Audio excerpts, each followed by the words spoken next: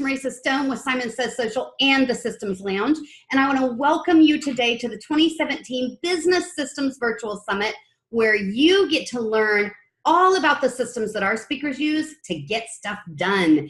And today I am super excited to have Sierra Annastasia with us. She is going to talk to us all about strategic goal setting to save time and money. How many of us need that, right? Sierra has a passion for entrepreneurship, web development, and graphic design. She helps small business owners and students create and grow their businesses. She groups the two of these demographics together because she finds they often have similar limitations in terms of both time and money. So Sierra helps them overcome their obstacles so that they can create a meaningful online presence and ultimately grow their businesses through income streams they never thought possible. Sierra, welcome. I'm so excited to have you here. Thank you. I'm so excited to be here. Wonderful. So one of the things that you mentioned very early on was that entrepreneurs often get swept up in the freedom and this monetary potential of starting their own business, but they don't really start out by setting proper goals to help them become successful. So what is strategic goal setting?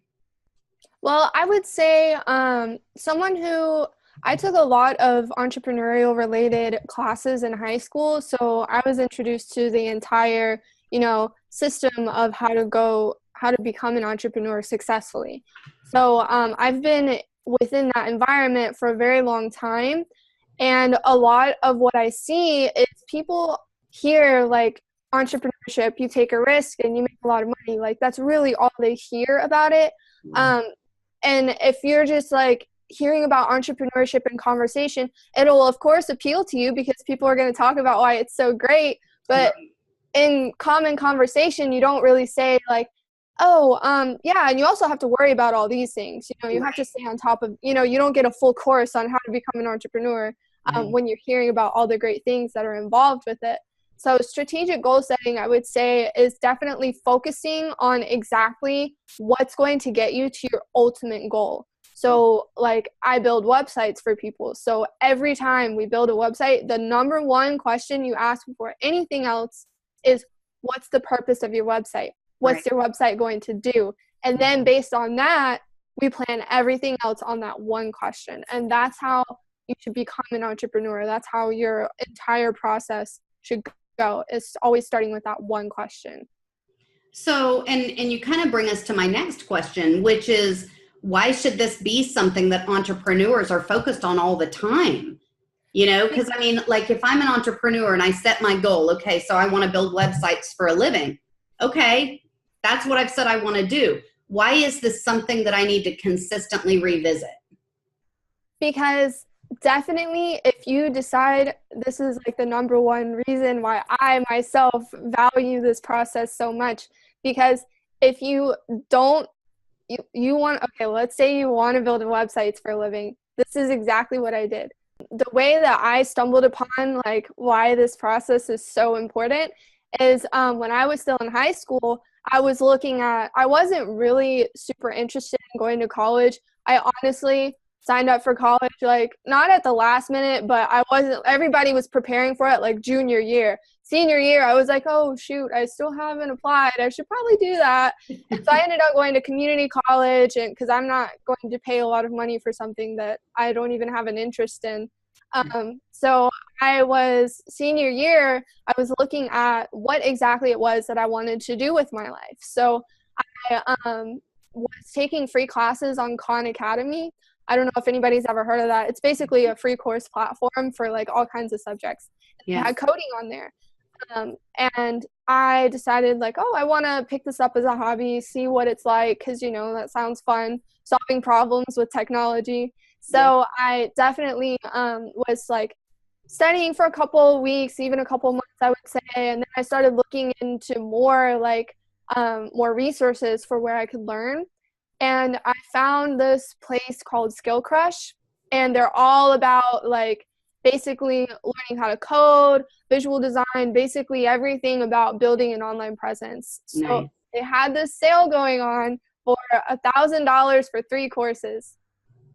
And I was convinced, because they had a very good pitch. I was convinced that I needed this and that this was just going to be the greatest thing ever. I was going to learn how to code.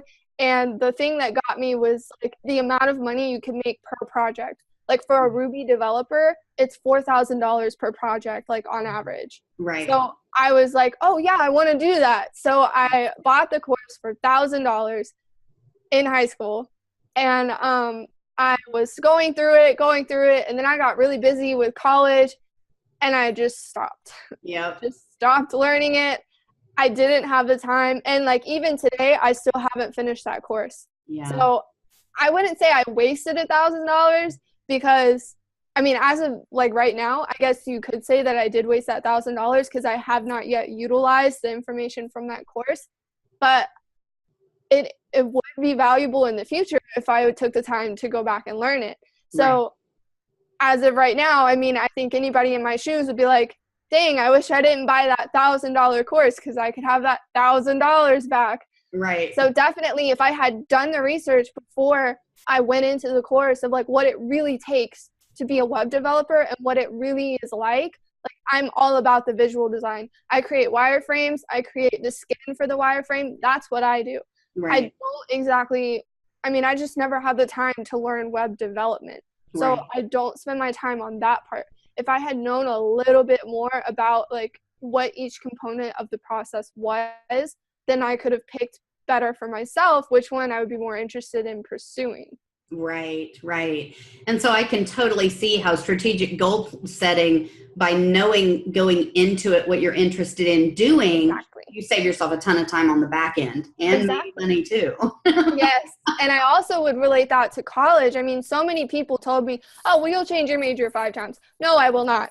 Right. I'm going into college. I'm going to, if I'm spending the money on this, I'm going to know what I'm going to graduate with. I have made up my mind for the past like 2 or 3 years that if I was going to complete college, I was going to get some sort of business degree so I could directly apply it to what I wanted to do. I even got so many people telling me, oh, well, you should get a thing in graphic design, or you should major in this and that. And they were all so specific. And I looked at them like they were crazy with 3 heads. Like, no, there's absolutely no way I would do that. What if I changed my mind? I've had 2 businesses in like a span of 3 to 4 years. There's no way that I would pick one specific skill to learn. I want a general skill to apply to the rest of my life, not, you know, because college is expensive. So that's one way you can definitely apply. A lot of people should, since a lot of people go to college, that's one place that almost anybody who's not an entrepreneur would be able to apply this system. Right, right. And I think, you know, you kind of sort of touched on how can strategic goal planning save me time? And you also talked about how it could save you money. So I guess if you take a step back from that, the first step would be do your homework, do your research. Yes, definitely. So what would you, if you were talking to yourself, the person who was getting ready to spend money on this course, what would you tell yourself? As far as just based off of what I experienced after purchasing it, I would say, look, Sierra, you don't really, like, it's appealing to you. You're caught up in that honeymoon phase of your first couple of dates. Right. You haven't become the person that's gonna, you know how like you change after you marry somebody, if you marry them really young.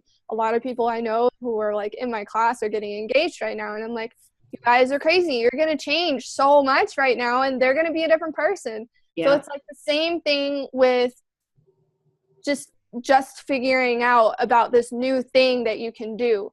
Right. You may love the idea of it, but what it really takes, what the real, like 1, 2, 3, that's how I get there. You may not like step number 2. You may not like any of those steps. Right. So, I mean, the concept of web development, like I would still go back and learn it if I had the time.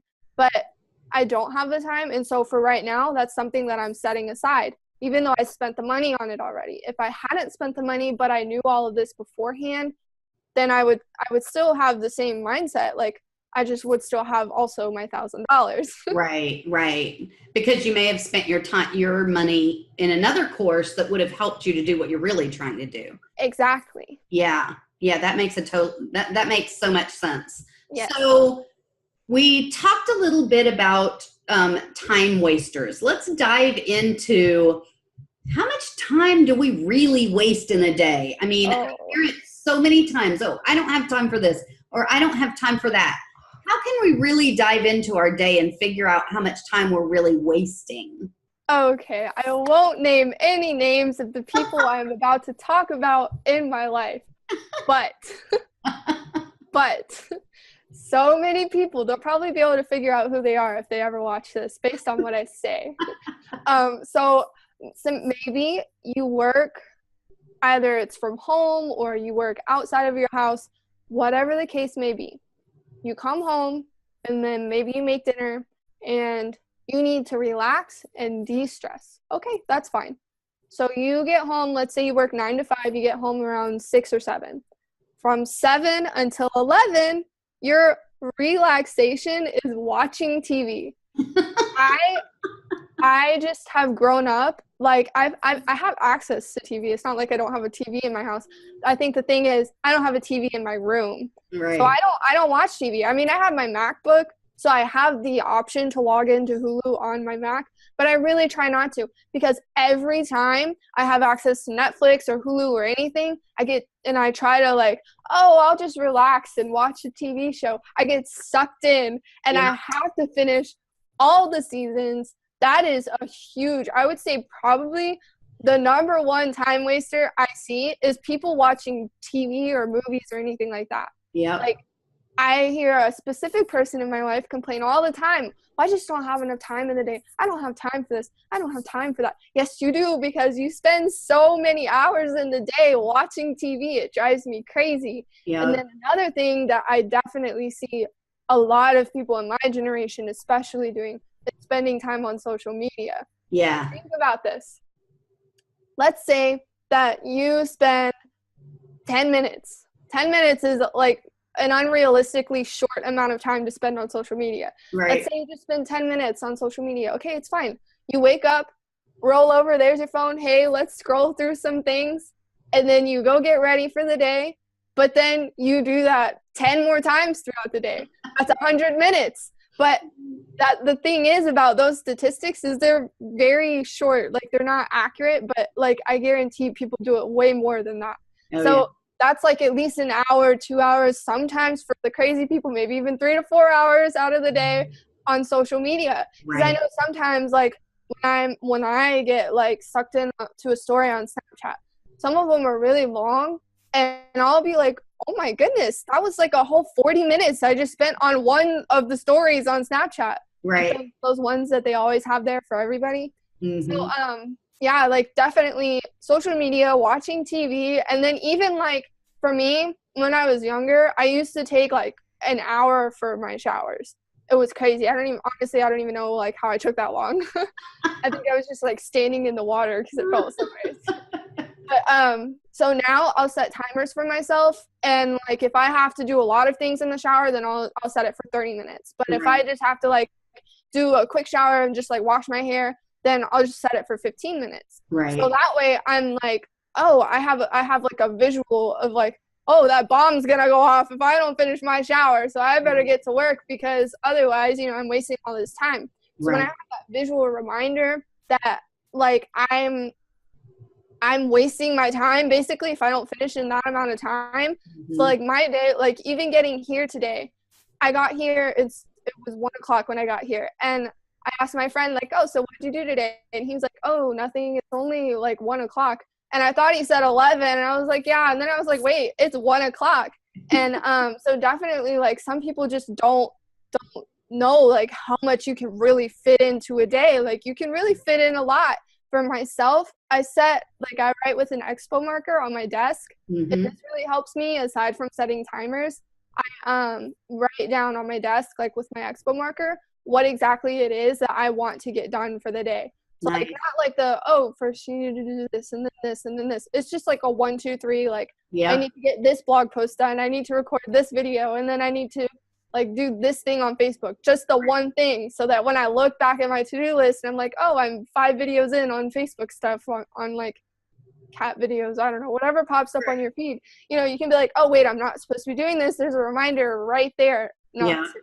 Yeah. And I think a lot of people use tools like that. Like either they have a journal or a planner in front of them. For me, it's Asana, and I do it all in my phone. So whatever that tool is that you need to have to use to save yourself time, it's important that you get that system in place. Definitely. So what are some tips that you would share with people for making the most of a single day? Well, first, a lot of people don't really like believe like, oh, I'm not really wasting that much time. You really are. I promise, I promise, I promise. Just take a sheet of paper with you throughout the day, or your phone, or whatever you want to use, and write down like every time you spend, however much time you spend on like Snapchat, Facebook, Instagram, any social media.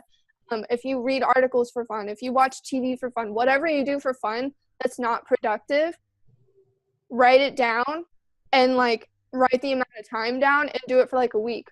And you'll really see like, oh my goodness. Like for me, I get up before 9:30 every single day. And for like 3 days this past week, I've been staying up later. And so I would wake up at like 10:40. And by the time I got ready for my day, it was 11 o'clock. Mm-hmm. And it's been driving me crazy. I felt so unproductive just for 3 days, for 3 days. So like, it's crazy. Once you get into the, oh, I'm really being productive. And then you like stop, you really notice how much time you were wasting. Because for me, just starting my day 2 hours later, like some people sleep till 1. I used to be one of those people. And like now I can't even imagine. That's so wasteful, so wasteful. So definitely start with writing down how much time you waste during the week, just like a little, like just getting it down on paper helps people to really visualize what they're talking about. If you get to the end of your week and you've wasted a full 24 hours, that's a day you're never ever gonna get back. You know? Exactly. So definitely start finding out how much time you're really wasting. And then once you know how this big mass of time that you're wasting every week, you'll be like, oh, I don't want to do that anymore. So definitely what you can do after that is find out what your time wasters are. So if it's like taking showers, if it's being on your phone, for taking showers, like set your timer. If you take 2 hours in the morning to eat breakfast and make your coffee and let your dogs out, blah, blah, blah, blah, set a timer for that too, so you can get it down to 1 hour.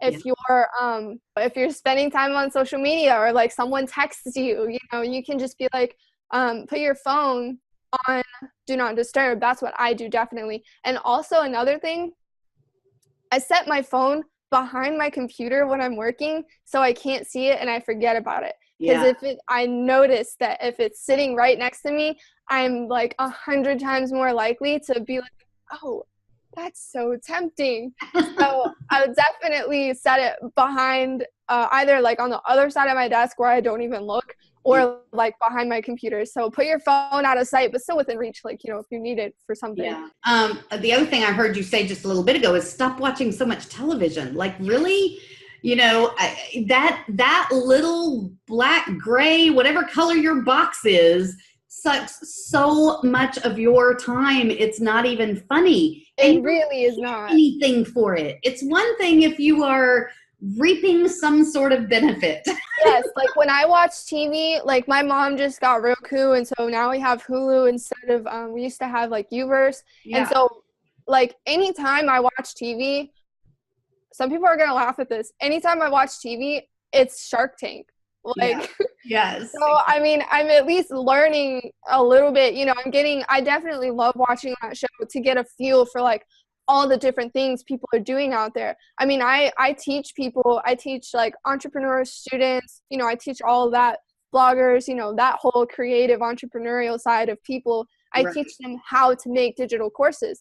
So the other day I saw one on a Shark Tank investor person going on there applying for investment in her company, where they have courses teaching people how to fly drones. Nice. So that was something that it really expands your knowledge. So if you're watching TV like on something like that, or if you're doing something that's not related and like you're still learning something, but it's nothing you can apply, sorry, but like if the documentary is interesting, but it doesn't help you grow your business, then you're probably still wasting your time. Right. So, I mean, a lot of people aren't going to like this, but the only way that you can fix that is to stop watching TV so much. So Right. I don't know what to tell you other than don't watch it. Well, and I think that's where it's important to figure out what your goals are, because if your goal is to, learn all about this documentary, then you're in there. Yeah. More power to you. But if your goal is to build your business, that documentary is not going to get you there. So, Exactly.